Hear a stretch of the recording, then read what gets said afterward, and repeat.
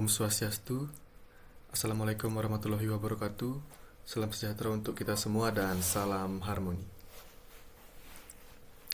Terima kasih kami ucapkan kepada dosen pengempu mata kuliah Keamanan Sistem Informasi. Dan pada kesempatan kali ini, kelompok kami akan mempresentasikan hasil diskusi dari kelompok kami, yaitu analisis tren dan pola serangan cyber modern serta perancangan strategi perlindungan adaptif pada sistem informasi. Namun sebelum kami lanjut ke presentasi, izinkan kami untuk memperkenalkan diri terlebih dahulu. Perkenalkan, nama saya Kade Indra Setiawan dengan NIM 2415091055. Perkenalkan, nama saya Igusti Madinara Aredupa Bukian dengan NIM 2415091082. Perkenalkan, nama lengkap saya Inyoman Wita Starsudewa dengan NIM 2415091130. Perkenalkan, saya Muhammad Dwi Ramadan dengan NIM 2415091084. Baik, selanjutnya saya akan menjelaskan tentang latar belakang dari tugas yang sudah kami kerjakan. Jadi, latar belakang dari proyek ini yaitu perkembangan teknologi informasi dalam beberapa dekade terakhir telah membawa perubahan signifikan terhadap cara organisasi, pemerintah, maupun individu dalam mengelola data dan juga informasi. Sistem informasi kini menjadi komponen yang sangat vital dalam mendukung berbagai aktivitas mulai dari pengelolaan administrasi, transaksi digital, hingga pengambilan keputusan yang strategis. Namun di balik manfaat yang diberikan oleh perkembangan teknologi tersebut, muncul pula berbagai ancaman baru yang dapat membahayakan keamanan sistem informasi tersebut. Serangan cyber merupakan salah satu ancaman utama yang terus berkembang seiring dengan kemajuan teknologi. Para pelaku serangan ini tidak hanya memanfaatkan celah teknis dan juga di dalam sistem, tetapi juga memanfaatkan kelemahan manusia dan juga proses dari operasional organisasi. Dalam beberapa tahun terakhir, berbagai jenis serangan cyber modern seperti contohnya ransomware, phishing, dan berbagai macam jenis lainnya semakin sering terjadi dan juga menimbulkan dampak yang signifikan terhadap berbagai sektor. Serangan-serangan tersebut tidak hanya menyebabkan kerugian finansial, tapi juga dapat mengakibatkan kebocoran data yang sensitif dan juga gangguan operasional, dan juga bisa berupa menurunnya tingkat kepercayaan publik terhadap suatu sistem atau organisasi. Nah, tren serangan cyber saat ini eh, menunjukkan adanya perubahan pola yang semakin kompleks dan juga terorganisir. Banyak serangan yang dilakukan dengan pendekatan yang sistematis dan juga memanfaatkan berbagai teknologi canggih. Dampak dari otomatisasi ini serta bisa memanfaatkan kecerdasan buatan dalam proses eksploitasi dari kerentanan sistem, dan juga hal ini menunjukkan bahwa pendekatan keamanan tradisional yang bersifat statis seringkali tidak lagi cukup untuk menghadapi ancaman yang terus berkembang. Oleh karena itu, diperlukan pendekatan keamanan yang lebih adaptif, responsif, dan juga mampu mengikuti dinamika perkembangan ancaman cyber pada saat ini. Selanjutnya, berdasarkan latar belakang yang telah diuraikan sebelumnya, kami merumuskan rumusan masalah dalam penelitian ini. Rumusan masalah dalam penelitian ini sebagai berikut. Yang pertama, apa saja tren serangan cyber modern yang menargetkan sistem informasi? Kemudian yang kedua, bagaimana pola dan juga karakteristik serangan cyber yang digunakan pelaku? Yang ketiga, bagaimana perkembangan IT mempengaruhi dinamika ancaman keamanan? Yang keempat, bagaimana faktor publik dan sosial mempengaruhi praktik keamanan sistem informasi? Kemudian yang terakhir, bagaimana strategi perlindungan adaptif dapat dirancang? Selanjutnya, adapun tujuan penelitian dari proyek ini adalah sebagai berikut. Yang pertama, mengidentifikasi berbagai tren serangan cyber modern yang berkembang dalam keamanan sistem informasi. Yang kedua, menganalisis pola dan karakteristik serangan cyber yang digunakan oleh pelaku untuk mengeksploitasi sistem informasi. Kemudian yang ketiga, mengkaji peran perkembangan teknologi informasi dalam mempengaruhi dinamika keamanan sistem informasi. Kemudian yang keempat, menganalisis pengaruh faktor politik dan juga sosial terhadap praktik keamanan sistem informasi. Untuk selanjutnya adalah metodologi penelitian yang akan dilanjutkan oleh rekan saya, Nara. Baik, terima kasih atas waktunya. Di sini saya akan melanjutkan. Pada penelitian ini, kami menggunakan pendekatan studi literatur dengan metode kualitatif. Pendekatan ini kami pilih karena penelitian kami berfokus pada analisis tren dan pola serangan cyber yang berkembang, sehingga data yang digunakan berasal dari berbagai sumber literatur dan penelitian sebelumnya. Kemudian pada slide di sisi kiri ada alur dari penelitian kami. Tahap yang pertama adalah identifikasi sumber literatur. Dalam tahapan ini, kami mencari berbagai referensi yang relevan dengan topik keamanan sistem informasi dan serangan cyber. Tahapan kedua adalah pengumpulan referensi, yang dimana berbagai sumber yang telah ditemukan, kemudian kami kumpulkan dan dipelajari untuk memahami konsep serta perkembangan ancaman cyber. Kemudian tahapan yang ketiga, klasifikasi informasi, yaitu mengelompokkan informasi berdasarkan topik tertentu, seperti jenis serangan cyber, pola serangan, serta strategi perlindungan yang digunakan.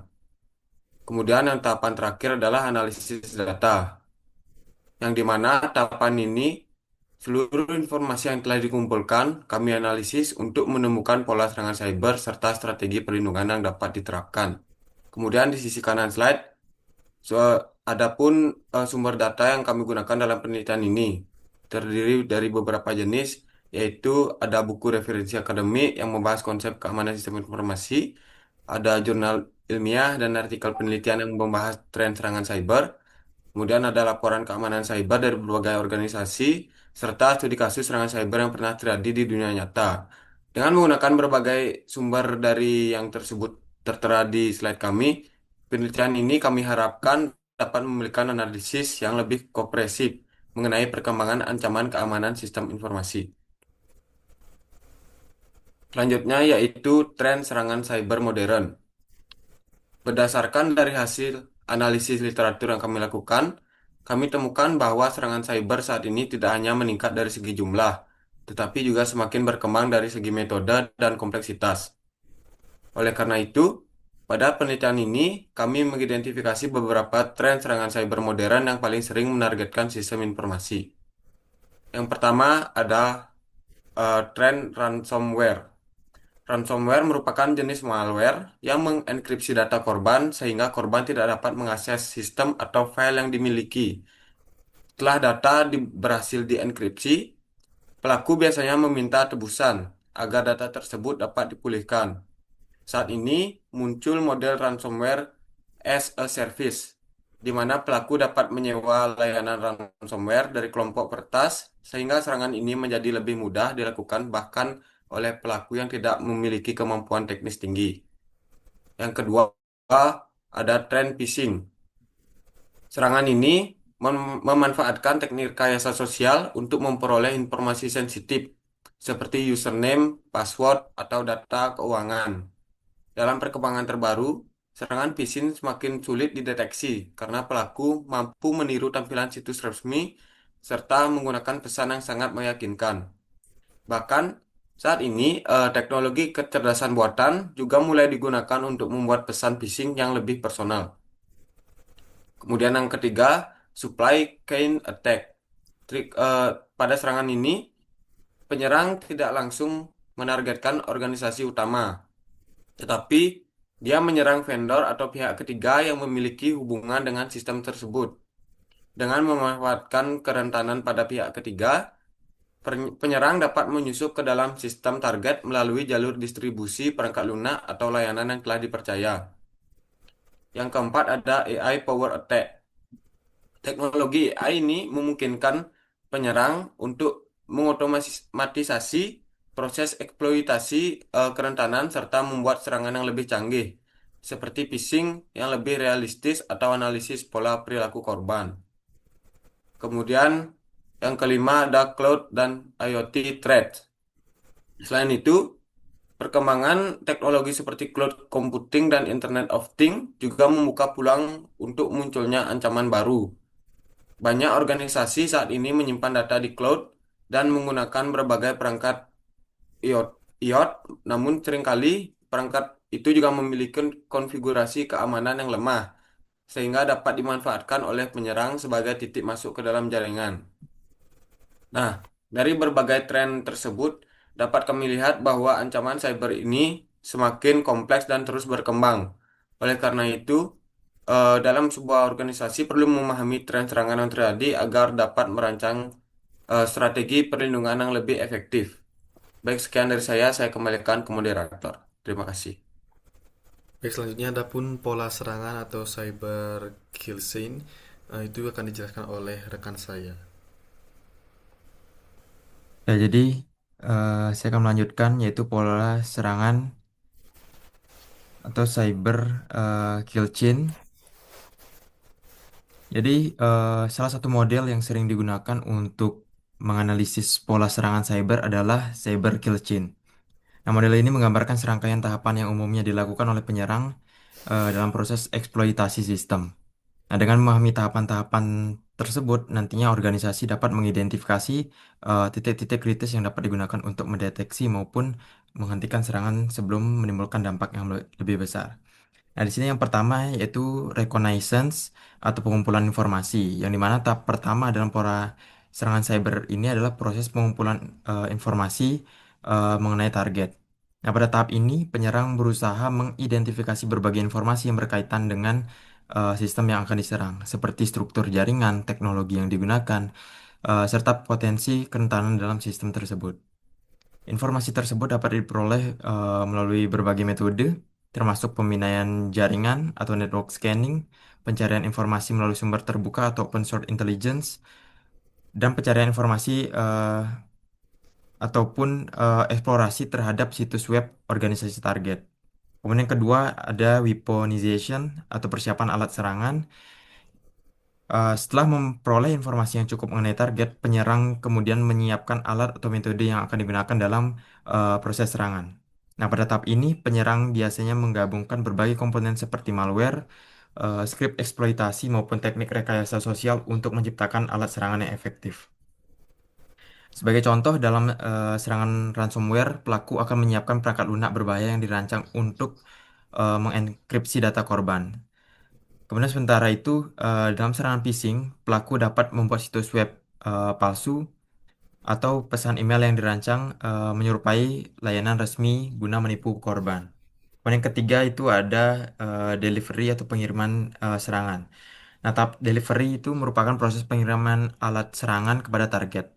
Metode yang digunakan dalam tahap ini itu bervariasi tergantung pada jenis serangan yang dilakukan. Beberapa metode yang sering digunakan antara lain itu pengiriman email phishing, eh, penyisipan malware dalam lampiran file, maupun eksploitasi terhadap situs web yang rentan terhadap serangan. Dalam banyak kasus, tahap delivery itu memanfaatkan kelemahan manusia sebagai pengguna sistem. Misalnya, korban dapat secara tidak sengaja membuka lampiran email berbahaya atau mengakses tautan yang mengarah ke situs web palsu yang telah disiapkan oleh penyerang. Kemudian yang selanjutnya yaitu exploitation. Nah, pada tahap ini penyerang itu mulai memanfaatkan kerentanan yang ada pada sistem target untuk memperoleh akses awal. Kerentanan tersebut dapat berupa kelemahan pada perangkat lunak, kesalahan konfigurasi sistem, maupun kelalaian pengguna dalam menjaga keamanan akun. Nah, apabila eksploitasi ini berhasil dilakukan, penyerang itu dapat memperoleh hak akses tertentu dalam sistem yang memungkinkan mereka itu untuk melanjutkan proses serangan ke tahap berikutnya. Kemudian yang kelima itu ada installation. Setelah berhasil mendapatkan akses awal, penyerang itu biasanya akan memasang perangkat lunak berbahaya atau backdoor pada sistem target. Tujuan dari pemasangan ini adalah untuk mempertahankan akses terhadap sistem serta memungkinkan penyerang untuk kembali masuk ke dalam sistem tanpa terdeteksi. Nah, dalam kasus ransomware tersendiri, itu tahap ini biasanya melibatkan proses instalasi malware yang kemudian akan melakukan proses enkripsi terhadap file yang terdapat dalam sistem korban. Kemudian yang selanjutnya yaitu command and control. Nah, pada tahap ini, sistem itu yang telah terinfeksi akan terhubung dengan server yang dikendalikan oleh penyerang. Nah, melalui koneksi ini, penyerang itu dapat mengirimkan perintah kepada sistem yang telah berhasil disusupi, seperti mengunduh malware tambahan, mencuri data, maupun mengendalikan aktivitas sistem secara jarak jauh. Nah, tahap ini itu seringkali sulit dideteksi karena komunikasi antara sistem korban dan server penyerang itu dapat disamarkan melalui protokol jaringan yang umum digunakan. Kemudian yang terakhir itu adalah action on objective, yang dimana tahap terakhir ini dalam pola serangan cyber adalah pelaksanaan tujuan utama dari serangan tersebut. Tujuan ini dapat berbeda-beda tergantung pada motivasi pelaku serangan. Nah, beberapa tujuan yang umum ditemukan antara lain itu pencurian data yang sensitif, gangguan operasional sistem, maupun pemerasan melalui serangan ransomware. Nah, dalam konteks ransomware, tab ini ditandai dengan proses enkripsi data serta munculnya pesan yang meminta korban itu untuk membayar sejumlah uang tebusan agar data yang terkunci itu dapat ditebus. Kemudian lanjut. Baik, terima kasih moderator. Kali ini saya akan melanjutkan pembahasan materi yaitu tentang perspektif teknologi informasi. Jadi bisa kita lihat di sini, eh, teknologi memiliki peran ganda juga. Dia meningkatkan risiko sekaligus menyediakan solusi pertahanan. Kita lihat di sini pertama ada cloud computing. Nah, meskipun menawarkan efisiensi tinggi, pengguna cloud menghadirkan risiko baru seperti biasanya itu kesalahan konfigurasi atau biasa istilahnya misconfiguration dan lemahnya pengelolaan hak akses. Jadi solusinya di sini, nah, eh, organisasi-organisasi mereka tuh harus menerapkan prinsip zero trust dan enkripsi data yang kuat. Kira-kira seperti itu. Dan yang kedua ada IoT atau Internet of Things. Jadi di sini banyak perangkat keras seperti kamera pengawas CCTV atau sensor pintar memiliki tingkat keamanan yang sangat rendah. Jadi di sini penyerang sering memanfaatkan celah tersebut atau celah tersebut sebagai titik masuk ke jaringan utama. Jadi penyerang memanfaatkan perangkat ini sebagai titik masuk ke jaringan utama. Strategi kita bagaimana melakukan pembaruan firmware secara berkala dan memisahkan jaringan IoT dari sistem krusial. Nah, setelah itu ada eh, kecerdasan buatan AI. Nah, di sini penyerang biasanya melakukan eh, penyerangan itu menggunakan AI untuk otomatisasi, eksploitasi, dan membuat pesan phishing yang sangat realistis. Namun, nah, namun kita juga menggunakan AI sebagai alat pertahanan untuk mendeteksi aktivitas tidak normal atau aktivitas anomali di jaringan secara real time yang tidak bisa dilakukan oleh pengawas manusia secara normal. Kira-kira seperti itu dari perspektif teknologi dan informasi. Selanjutnya, nah, sini selanjutnya kita bahas tentang strategi dari perspektif politik dan sosial. Yang pertama, dari sisi politik, Indonesia memiliki Undang-Undang Perlindungan Data atau UU PDP nomor 27 tahun 2022. Regulasi ini sangat penting karena mewajibkan setiap organisasi menjaga kerahasiaan data masyarakat dan memberikan sanksi tegas jika terjadi kebocoran. Ini adalah langkah besar untuk meningkatkan standar keamanan digital di negara kita. Namun dari sisi sosial, kita menghadapi tantangan besar yaitu rendahnya security awareness atau kesadaran keamanan digital. Nah, banyak insiden kebocoran data seperti bukan karena sistem yang jebol, tapi karena kelelahan pengguna seperti pengguna kata sandi penggunaan kata sandi yang lemah atau terjebak rekayasa sosial atau social engineering. Oleh karena itu, ah, edukasi, literasi digital, dan kolaborasi antara pemerintah serta masyarakat sangat krusial untuk membangun ekosistem siber yang tangguh. Nah, kita lanjut materi selanjutnya yaitu strategi perlindungan adaptif. Di sini, ah, pertama ada pencegahan atau pre prevention. Prevention ini kita menerapkan pertama itu adalah zero trust model atau dalam artian jangan pernah percaya, selalu verifikasi. Gunakan multifaktor authentication atau MFA untuk memastikan identitas pengguna benar-benar valid. Nah, setelah itu ada detection atau deteksi.